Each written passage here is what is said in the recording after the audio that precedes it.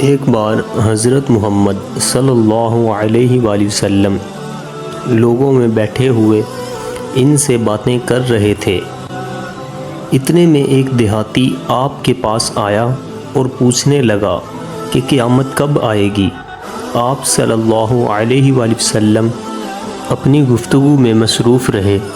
بعض لوگ جو مجلس میں تھے کہنے لگے، آپ صلی اللہ علیہ وآلہ وسلم نے دیہاتی کی بات سنی لیکن پسند نہیں کی، اور بعض کہنے لگے کہ نہیں بلکہ آپ نے اس کی بات سنی ہی نہیں۔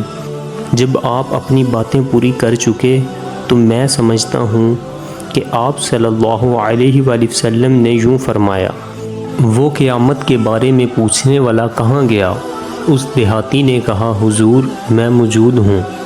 آپ نے فرمایا کہ جب ایمانداری دنیا سے اٹھ جائے تو قیامت قائم ہونے کا انتظار کر۔ اس نے کہا، ایمانداری اٹھنے کا کیا مطلب ہے؟